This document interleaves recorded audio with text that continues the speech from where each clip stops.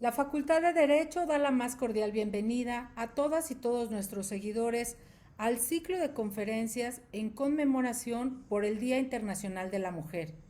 En esta ocasión, nuestra sesión será moderada por nuestra compañera Sandra Paola Lara Betancourt.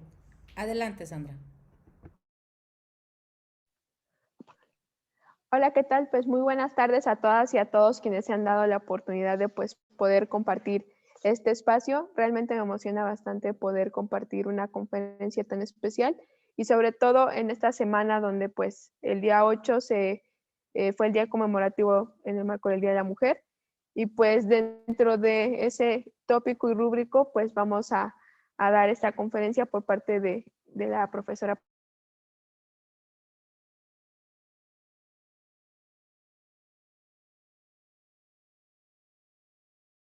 de este evento, nuestra querida doctora Sonia Venegas.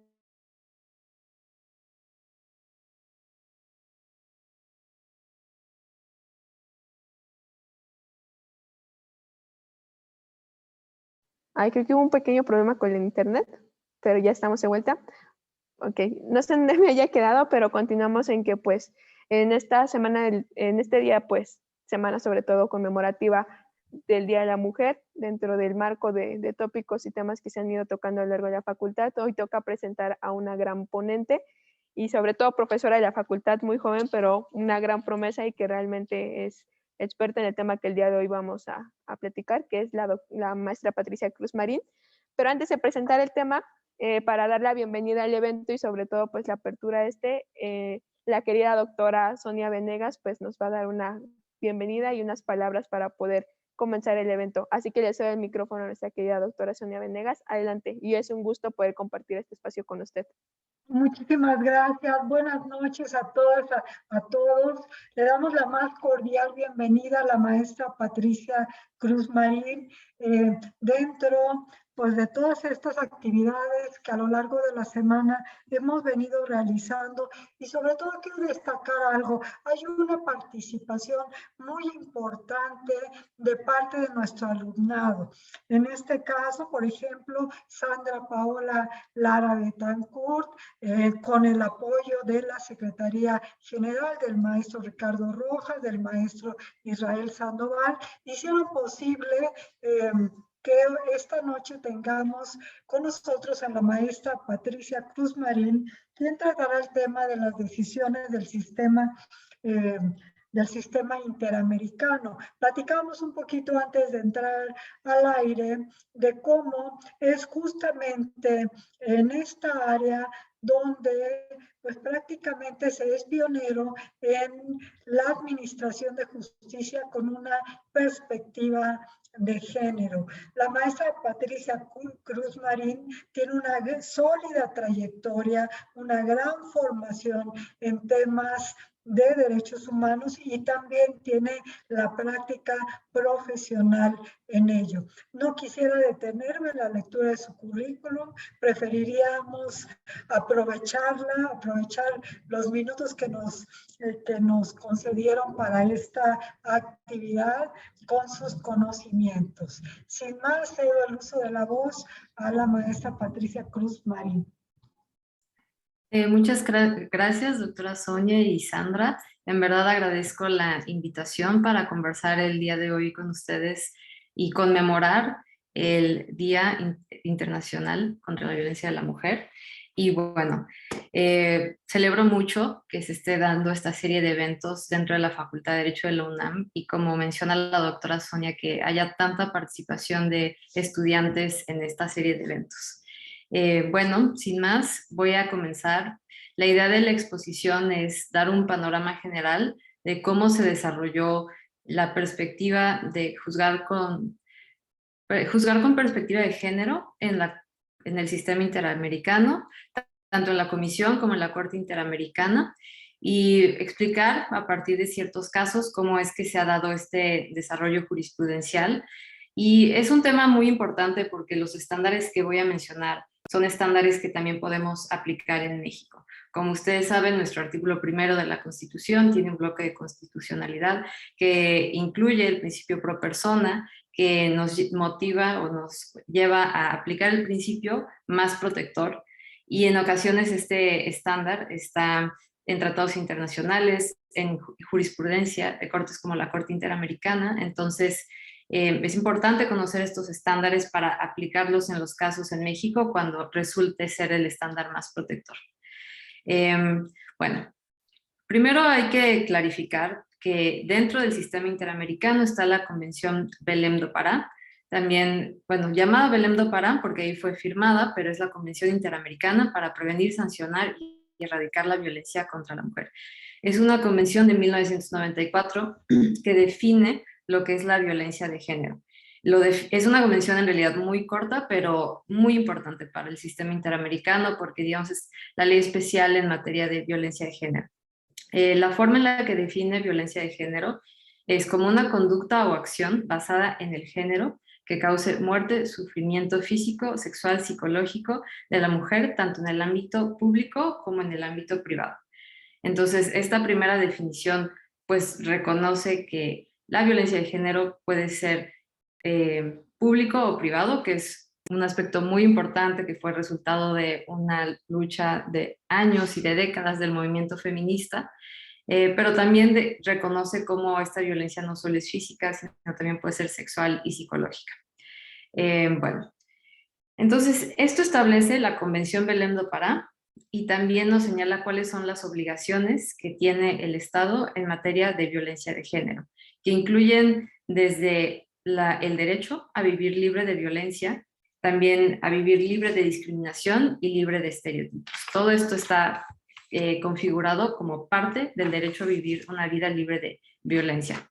Para realizar esto se imponen ciertos deberes que se enlistan en la Convención Belém do Pará, que incluyen desde abstenerse de realizar prácticas que perpetúan la violencia de género.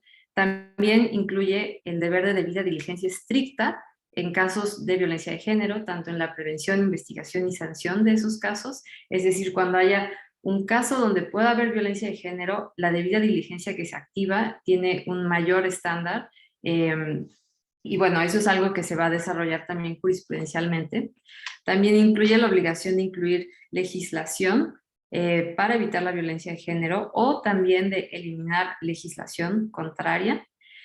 También incluye la obligación de crear procedimientos legales justos y la obligación de crear mecanismos de reparación adecuados ante situaciones de violencia de género. Entonces, ese es el marco legal específico para atender la violencia de género en el sistema interamericano. Ahora, paso a la siguiente parte, que es exponer cómo se ha desarrollado jurisprudencialmente y cómo se ha utilizado la Convención Belém do Pará. En sus primeros años, la Corte Interamericana conoció de casos donde no necesariamente aplicó la Convención Belém do Pará cuando lo pudo haber hecho, o todavía no clarificaba o no ampliaba tanto el alcance de las obligaciones en casos de violencia de género. El primer caso donde comienza a darse una perspectiva de género realmente es un caso del 2006 contra Perú, el caso penal Miguel Castro Castro contra Perú.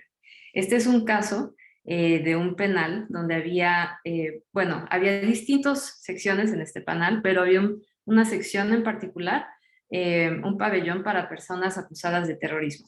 Es un caso que ocurre en el contexto del gobierno de Fujimori, donde por otra parte se encontraba el Sendero Luminoso, MRTA. Entonces, todas aquellas personas pertenecientes a Sendero Luminoso o MRTA o presuntamente que formaban parte de estas organizaciones se encontraban en esta parte del penal. Había 135 mujeres y 50 hombres en esta sección del penal. Y en 1992 hay 2 días donde no está claro que lo inicia. Las autoridades estatales dicen que es un motín, las representantes de las víctimas indican que es una operación planeada, pero el punto es que dentro de esta operación hay un uso desproporcional de la fuerza, donde se hieren a 175 personas, mueren 42 personas y se dan una serie de abusos y violaciones a derechos humanos derivadas de este uso desproporcional de la fuerza. Entonces, la Corte Interamericana, en este primer caso, empieza a describir cómo esa violencia resultó distinta para las mujeres, cómo es que tuvo ciertos matices que se viven de una forma distinta ante la misma situación. Por ejemplo, las mujeres fueron víctimas de una violencia sexual que los hombres no. Muchas mujeres fueron obligadas a desnudarse como una forma de tortura y de control. También las mujeres, si querían ir al baño, por ejemplo, estaban vigiladas por los custodios, que todos eran hombres. Entonces, tiene un impacto diferenciado, que a un hombre también lo vigilan mientras va al baño, pero cuando uno es mujer y un hombre te está vigilando, el impacto es distinto, tiene como un aspecto particular de violencia que no lo tiene con un hombre. También había mujeres embarazadas en este pabellón, que claramente sus necesidades de atención médica son diferenciadas y específicas. Entonces, en este caso, la Corte por primera vez nos define qué es la violencia sexual y cómo debemos de entenderla. Y son actos que se realizan sin consentimiento, que pueden ser con o sin contacto físico. O sea, no requiere un contacto físico para la violencia sexual. Es decir, obligar a las mujeres a desnudarse, aunque no hubiera un contacto físico, se entiende como un acto de violencia sexual. O los actos de desnudez forzada. También la vigilancia de los hombres armados. También hay otros casos en particular, no de todas las mujeres, en las que se les realiza una inspección vaginal por personas encapuchadas, y ahí la Corte nos define que la violación es una penetración vaginal o anal sin consentimiento de la víctima y por tanto no requiere un acto sexual. Entonces, en este caso, donde las mujeres son sometidas a una inspección vaginal contra su consentimiento sin justificación, se considera que también es una violación y una forma de violencia de género. Y además de enlistar qué es la violencia sexual, cómo comprender la violación y matizar estos aspectos de no necesariamente tiene que ser físico, no necesariamente tiene que ser una violación en un sentido con una connotación sexual, siempre y cuando haya una penetración, eso es violación. Concluye que todos estos actos también alcanzan el estándar de tortura, porque se les somete a un trato cruel, inhumano y degradante. Entonces, en este caso, la Corte concluye que hay tanto violencia de género, una violación a la Convención Belém do Pará y también una violación a la Convención Interamericana para prevenir y sancionar la tortura. Entonces, en este caso solo declara que las mujeres embarazadas y las mujeres que sufrieron violación se declara violación a la Convención Belém do Pará. El resto de las mujeres solo declara violación a integridad personal. Entonces, el desarrollo jurisprudencial va a evolucionar mucho más después, pero digamos que Penal Miguel Castro Castro es ese primer antecedente, una sentencia del año 2006. Ahora, el siguiente gran caso es un caso que seguramente conocen, el caso Campo Algodonero contra México. Entonces, en este caso, resumiendo los hechos, es un caso de feminicidio. Son 3 mujeres que son encontradas con signos de violencia sexual en un campo de algodón. Una vez que desaparecen, sus familiares presentan la denuncia y basados en estereotipos de género, diciendo seguramente están con el novio, seguramente están de volados, ya van a aparecer, no inician una búsqueda inmediata. Y una vez que son encontradas, pese a tener señales de violencia sexual, pese a conocer que había un contexto de feminicidio en Ciudad Juárez, no se analizan esas líneas de investigación, no se resguarda la evidencia adecuada. Entonces, eso es lo que sucede en el caso Campo Algodonero. Ahora, la Corte, por primera vez en este caso, el Estado presenta una excepción preliminar diciendo que no se tiene competencia con la Convención Belém do Pará. Lo curioso es que ya se había declarado violaciones a la Convención Belém do Pará en el caso penal Castro y Castro, pero en ese momento el Estado no puso esa excepción. Entonces es hasta el caso de Campo Algodonero donde la Corte dice como vamos a analizar si tenemos competencia y de qué forma, porque de los distintos tratados específicos en el sistema interamericano, hay tratados como el Protocolo de San Salvador sobre derechos económicos, sociales y culturales que hacen justiciables solo ciertos derechos. Y luego está, por ejemplo, la Convención Belém do Pará, donde no se pueden violar todos los artículos de la Convención, solo el artículo 7º. Entonces, este análisis se hace en el caso Campo Algodonero y la Corte, digamos, concluye, sí tengo competencia para analizar y declarar violaciones del artículo 7º de la Convención Belém do Pará. Ese artículo es el que señala los deberes específicos del Estado, de debida diligencia, abstenerse de realizar prácticas de violencia contra la mujer, incluir legislación, evitar que se permita legislación contraria o que facilita la violencia de género, etc. Eso es lo que establece el artículo 7 de la Convención Belém do Pará. Entonces, quizás ese es un aspecto muy procedimental, pero importante, porque la Corte aclara sobre qué aspecto de la Convención tiene competencia y es este artículo 7. Entonces, bueno, eso es en aspectos procesales, pero ¿cuáles son las principales consecuencias relevantes sobre cómo la Corte va a juzgar de ahí en adelante la violencia de género? Primero, la forma en la que determina las violaciones es con una perspectiva de género. Por ejemplo, nos define qué son los estereotipos como preconcepciones de atributos que corresponden a lo femenino y a lo masculino. En este caso, donde se usaron estereotipos, pues de entrada desde que se presentó una denuncia y en vez de buscar y asumir que la desaparición de una mujer es algo que tienes que atender y de forma inmediata, dijeron, pues seguramente está con un hombre y ya aparecerá, ¿no? O sea, eso es un estereotipo, es una preconcepción de un atributo. Entonces, nos define qué son los estereotipos y nos explica cómo los estereotipos tuvieron relevancia, no solo en la parte de la denuncia, sino también en la parte de la investigación. Porque si la persona que está investigando el caso dice como, pues seguramente se fue con el novio y por eso terminó así, se lo buscó. Si eso es lo que hace la persona que investiga, en vez de decir, vamos a investigar quiénes realizaron estos actos, vamos a abrir líneas de investigación, entonces eso es un estereotipo que está afectando la forma en la que se conduce una investigación. Entonces, nos habla de cómo estos estereotipos afectaron la forma en la que se realizó la investigación.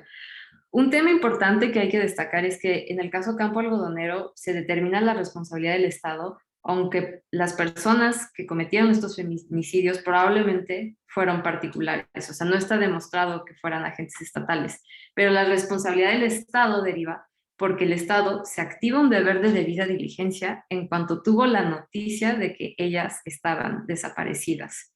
Y esa debida diligencia, el artículo 7 de la Convención Belém do Pará nos dice que es una debida diligencia estricta, o sea, es una debida diligencia reforzada en casos de violencia de género. Otro aspecto importante de la decisión de la Corte es que nos habla de la violencia de género como una forma de discriminación hacia la mujer. Entonces, esos son algunos de los aspectos principales que se desarrollan y es así como se va hilando una perspectiva de género para analizar estas violaciones. Otro aspecto muy importante de la sentencia por el que es conocido particularmente es la forma en la que se aproximan las reparaciones. Dado que existe un contexto de violencia de género, de feminicidio en Ciudad Juárez, la reparación clásica del derecho internacional público de restitución, vamos a regresar a la situación en la que estábamos antes de las violaciones, ya no es útil porque no queremos volver a una situación de un contexto de violencia de género. Queremos cambiar esa situación. Y es por eso que habla de reparaciones con una vocación transformadora, porque no queremos volver a la situación que había antes de que se diera esta violación. Queremos cambiar esa base, esa situación base que existía. Entonces ordena medidas con una vocación transformadora. Y cada una de las medidas de reparación que ordena lo hace con una perspectiva de género. Por ejemplo, manda a investigar y sancionar a las personas responsables tanto del feminicidio como las personas responsables que no tomaron la denuncia, que no investigaron adecuadamente, que no respetaron la cadena custodia.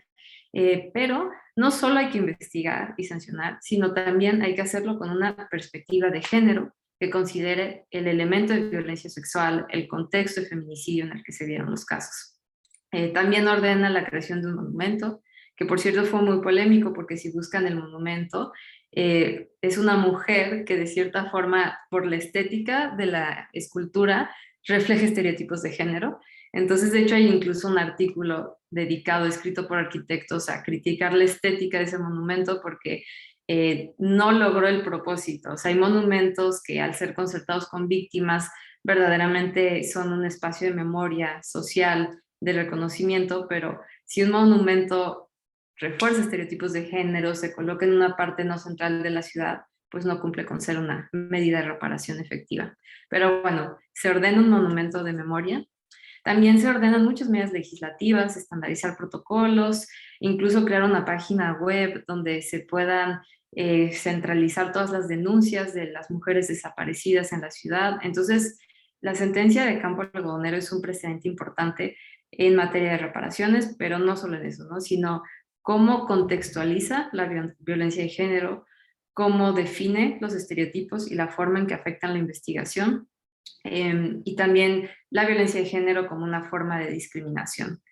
Entonces, ese es el caso Campo Algodonero, y después va a haber un caso llamado Velázquez Páez contra Guatemala, que es del 2015, que es un caso muy similar, porque también se trata de una mujer que desaparece y por estereotipos de género no se investiga. Entonces, este caso, digamos que es una versión más reciente de Campo Algodonero, y respecto a Guatemala, que pues es interesante analizar pues por la forma en la que actualiza ciertos estándares. Luego, entonces, este es el caso paradigmático en México de feminicidio, juzgar con perspectiva de género, reparaciones transformadoras.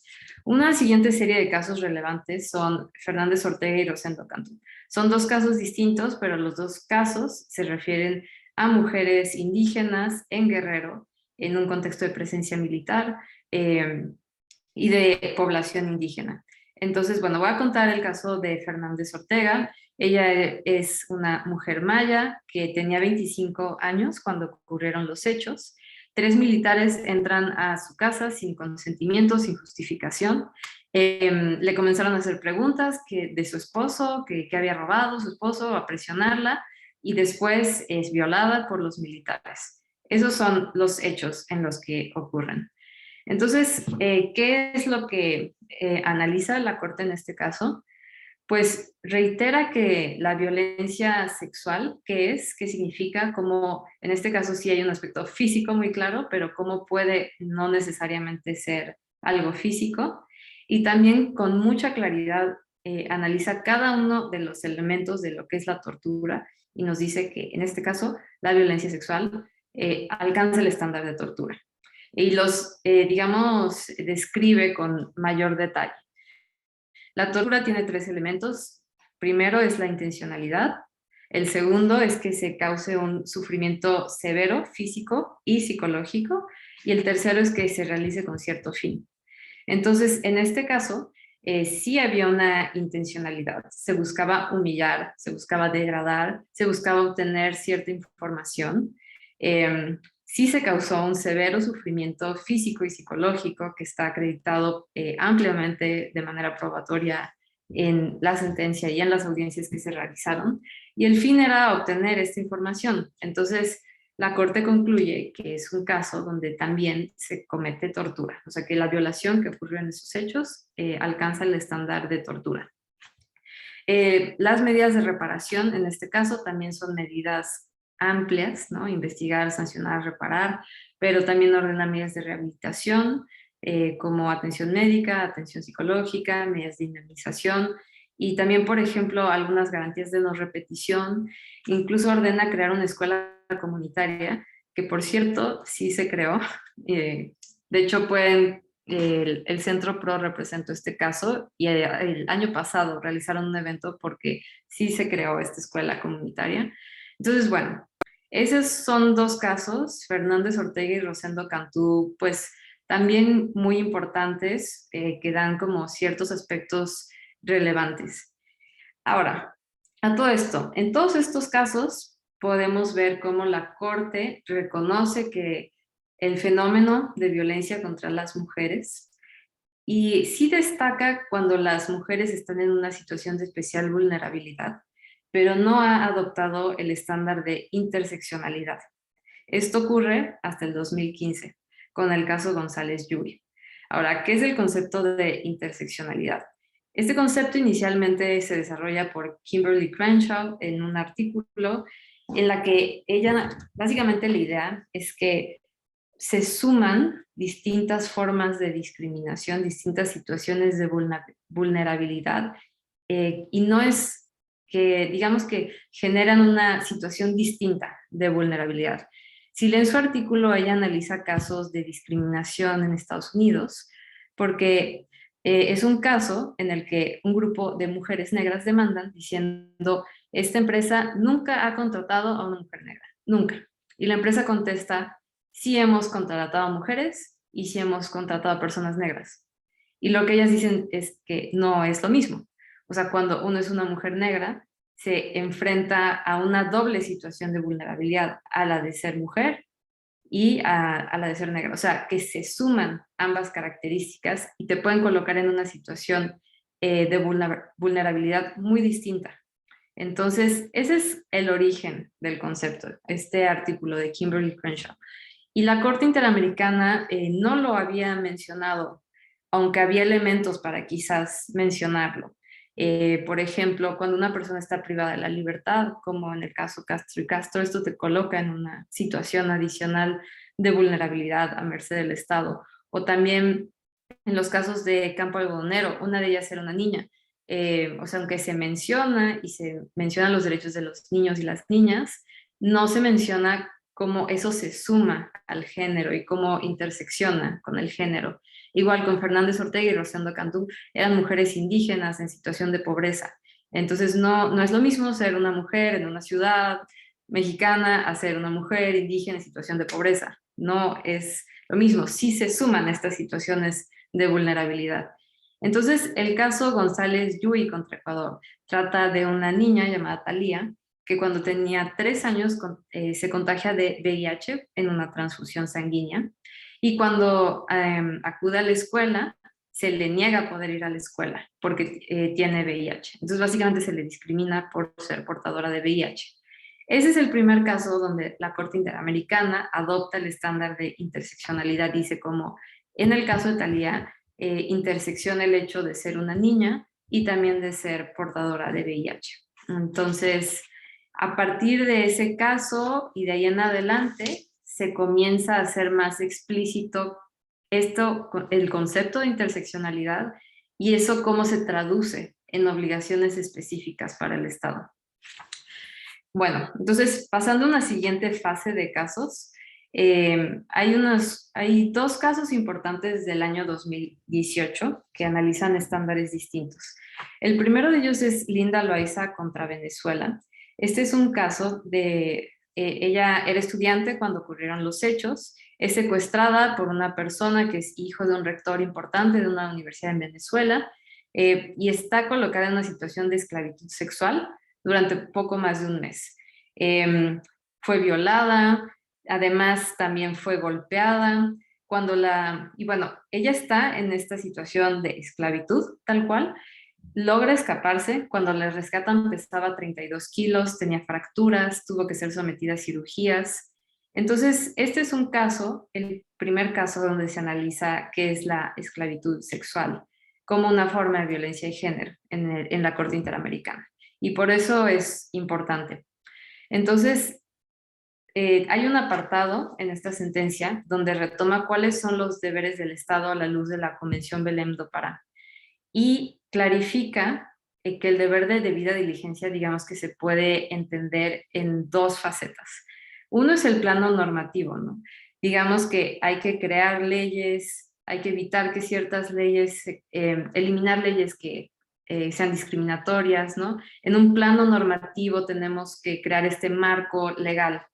Y en ese plano normativo, en este caso, había una tipificación que caía en estereotipos de género sobre el delito de tortura porque solo se acreditaba cuando eran personas bajo custodia. Entonces, no se podía acusar a esta persona del delito de tortura porque no estaba en una situación de custodia como se definía en el Código de Penal.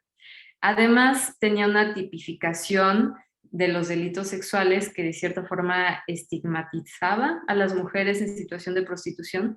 Entonces, esa es una norma que no cumplía con la debida diligencia en este plano normativo teórico, ¿no?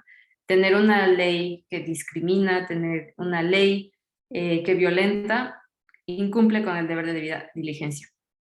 Pero hay una segunda faceta del deber de debida diligencia, que es cuando se tenga una noticia de un hecho de violencia de género, el Estado tiene que actuar, que es lo que con más detalle se ahonda en Campo Algodonero. O sea, en cuanto el Estado tuvo la noticia, una mujer fue secuestrada, el Estado, sin estereotipos, sin prejuicios, sin asumir que está con el novio, tiene que inmediatamente buscarla.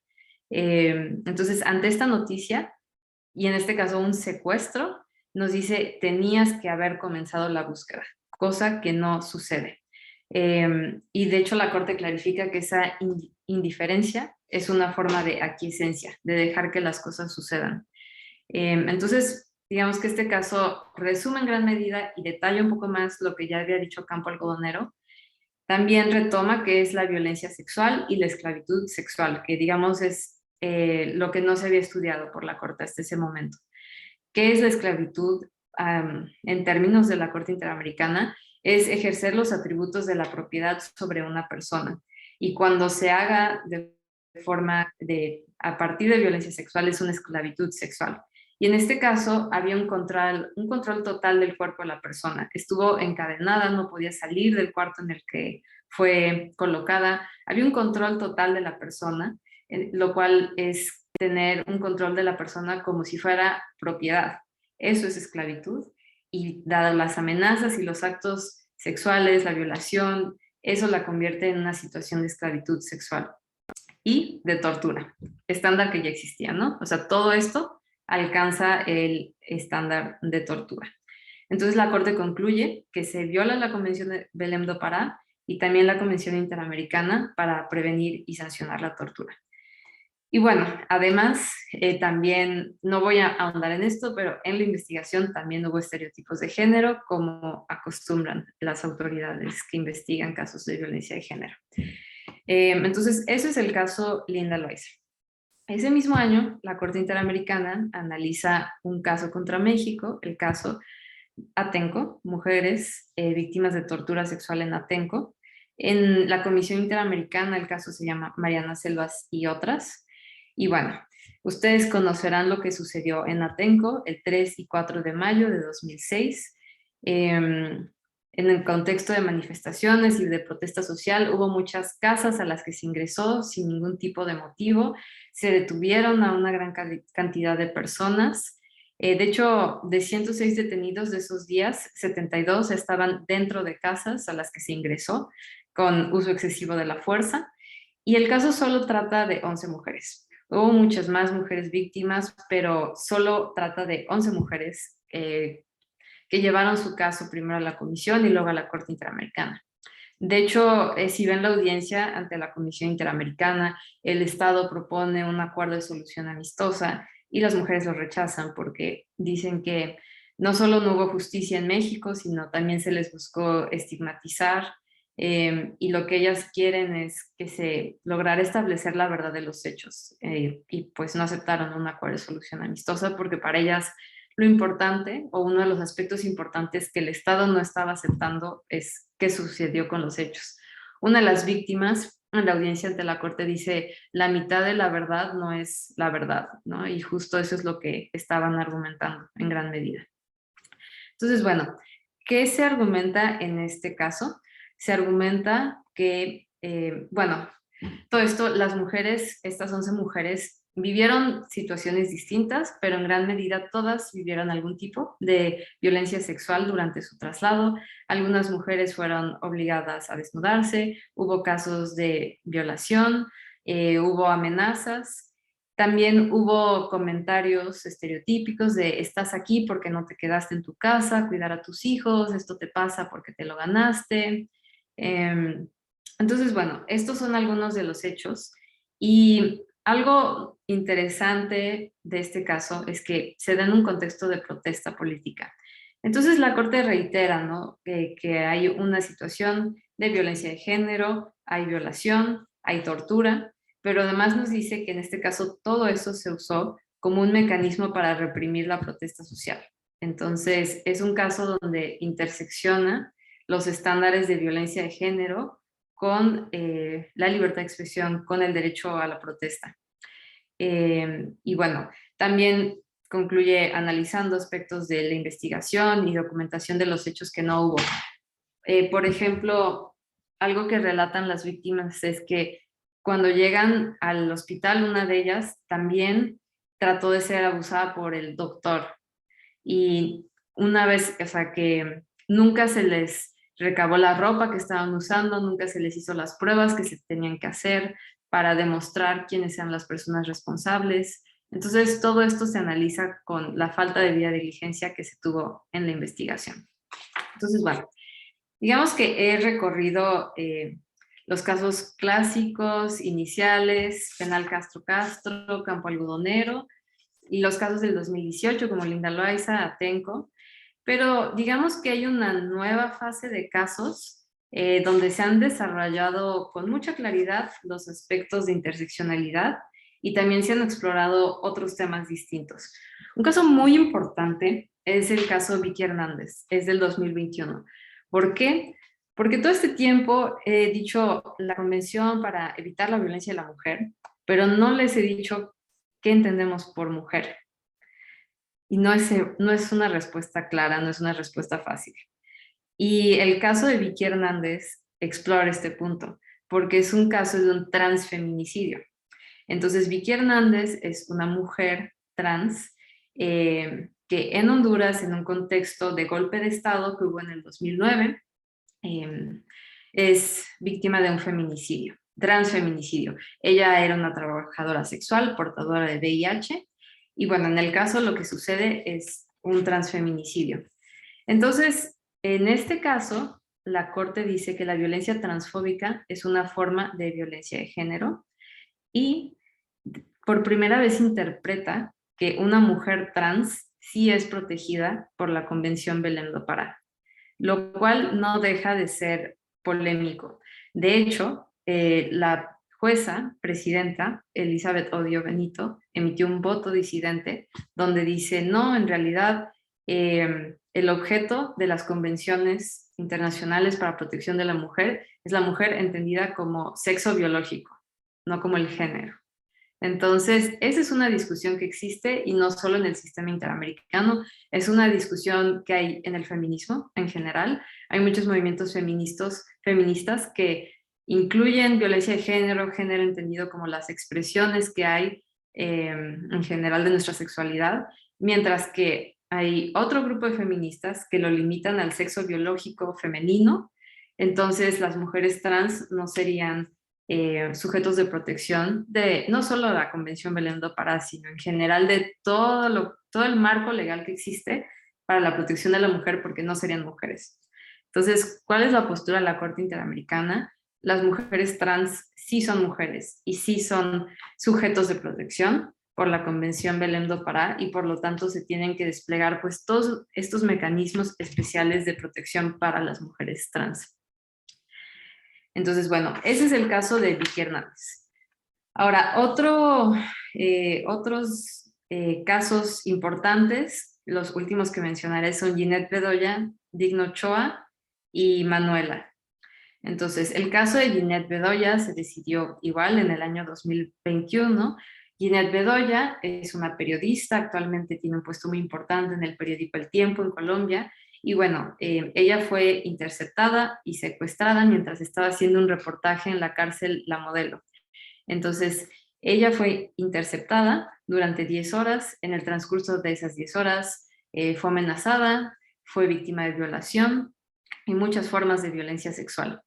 Entonces, su caso primero llega a la comisión, después llega a la Corte Interamericana y en este caso la Corte nos dice que se tiene que adoptar un enfoque diferencial porque ella es una mujer periodista. Entonces, digamos que une los marcos de protección que existen para personas periodistas, para defensoras de derechos humanos, con el hecho de la violencia de género como un mecanismo para reprimir a las personas periodistas. También concluye que lo que vivió Ginette Bedoya fue un acto de tortura, pero detalla cómo eso afecta el labor periodístico y el rol social que se tiene de las personas periodistas.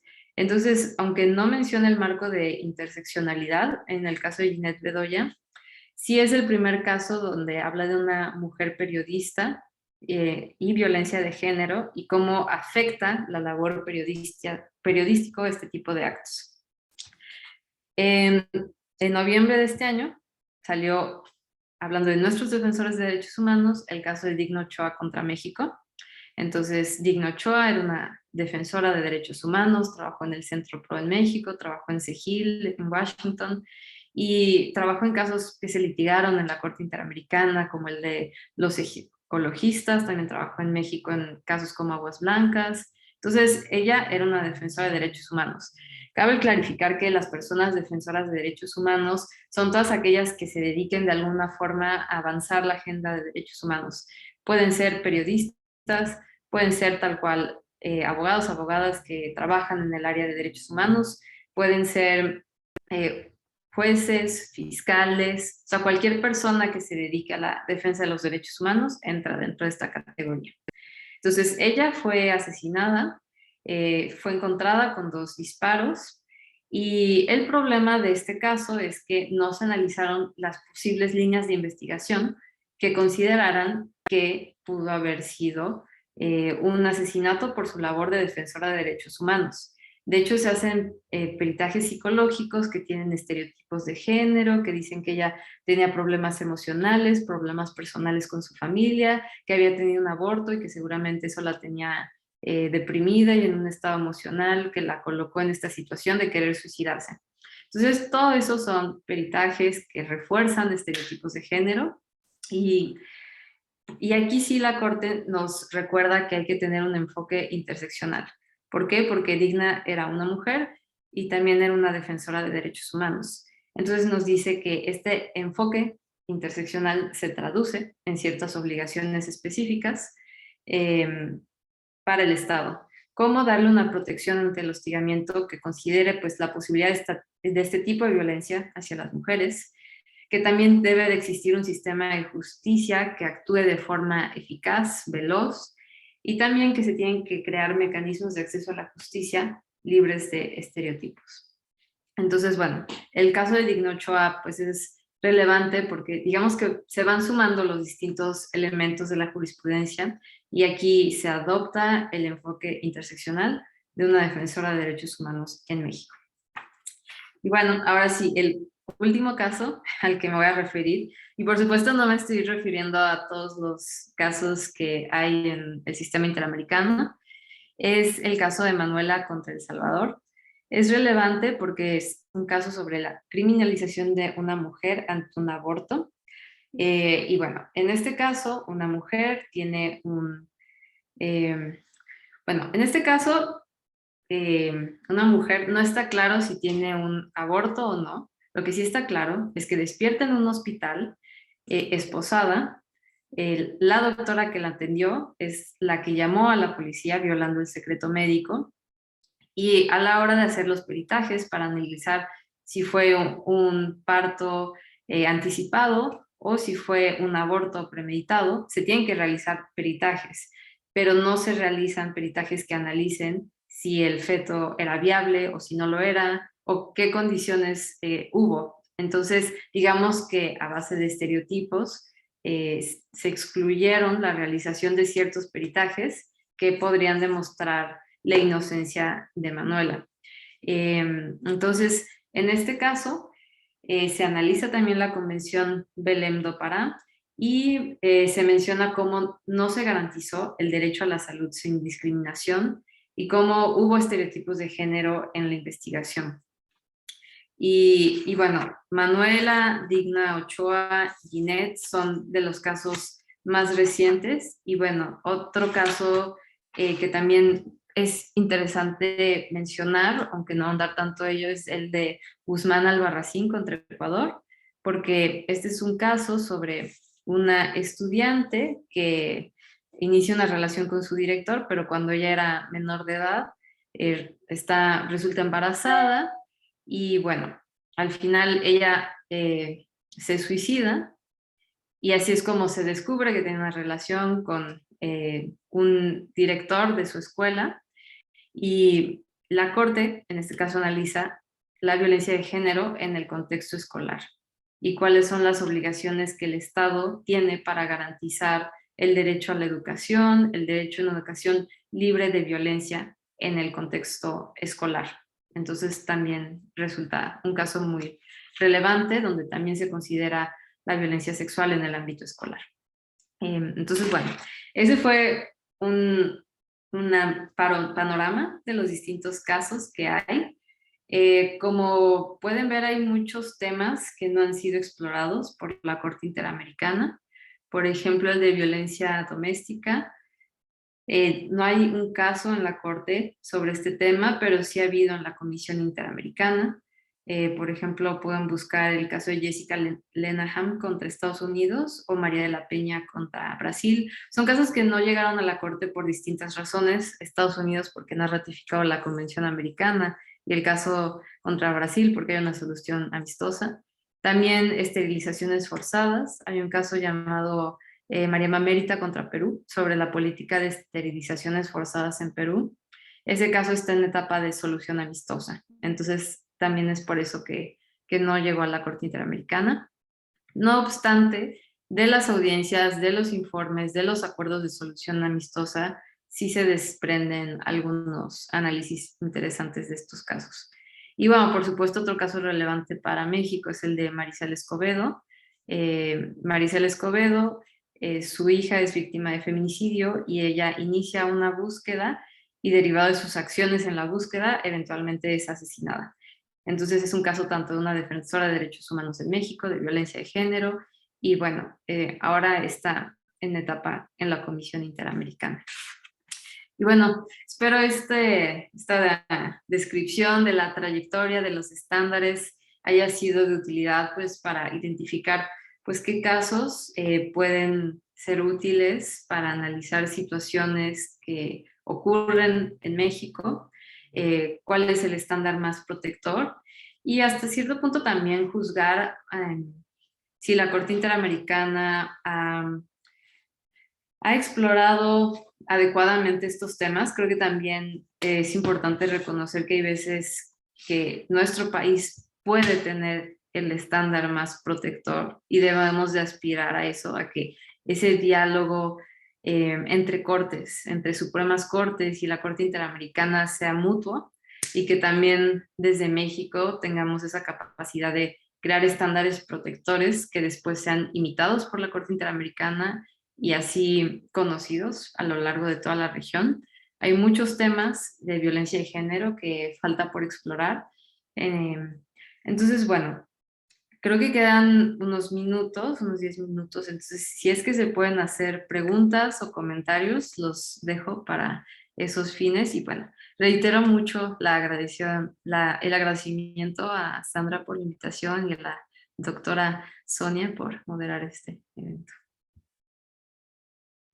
Pues bueno, primero que nada, muchísimas gracias, profesora Patricia. Sin duda fue una gran ponencia y con un lenguaje muy claro, porque muchas veces sabemos que por el tecnicismo jurídico y demás, a veces tiende a ser complicado poder comprender este tipo de sentencias y usted pues vino a clarificárnoslo y sobre todo explicarlo de la manera más sencilla posible con el afán de poder comprender el impacto que tiene la Corte Interamericana al retomar estos temas dentro de la perspectiva de género.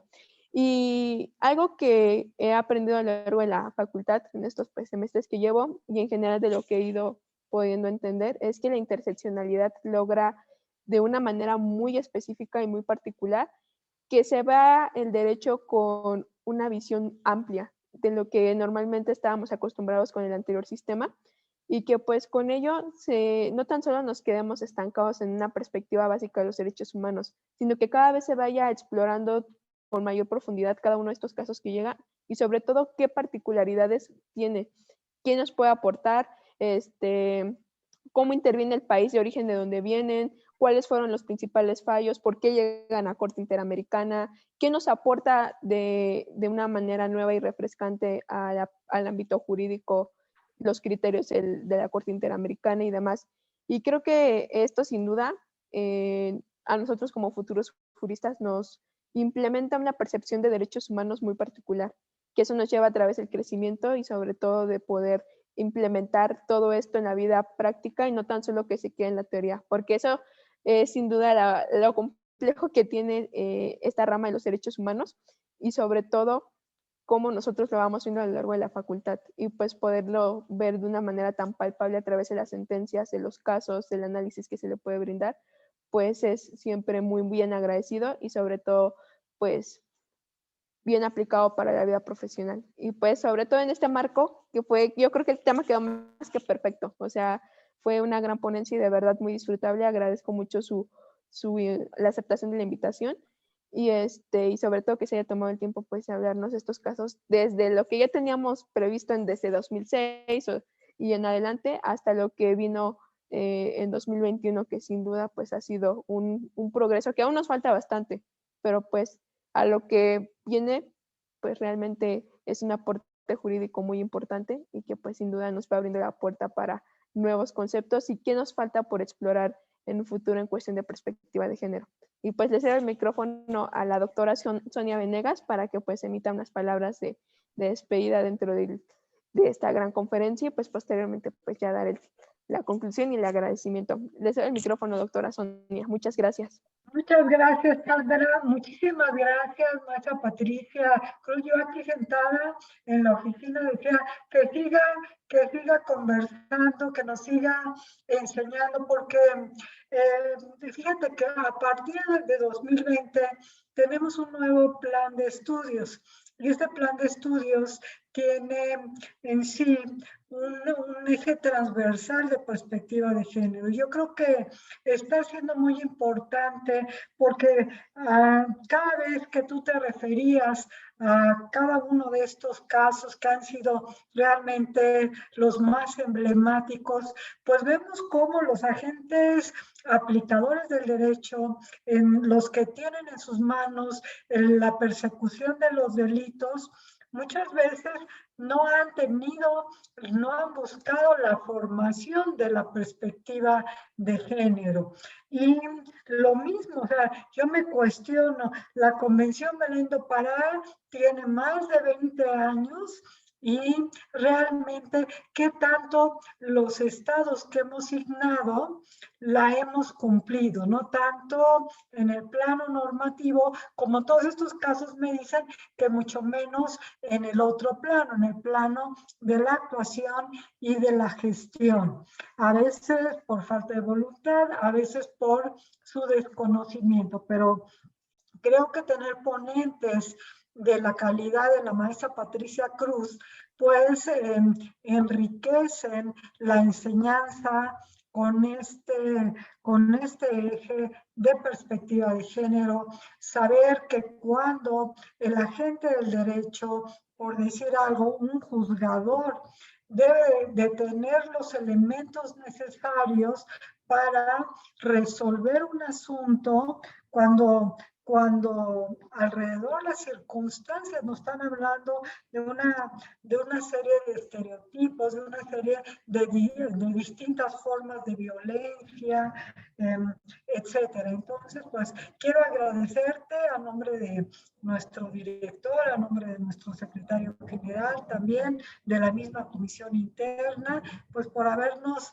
brindado este espacio, desde luego con el entusiasmo de Sandra Paola, que la vemos que se desenvuelve perfectamente en el tema. Seguramente serás un prototipo, un paradigma para varias chicas. Eres muy joven y eso me hace felicitarte doblemente, porque quiere decir que has sido muy constante en el seguimiento de estos temas y habla de tu pasión por ellos.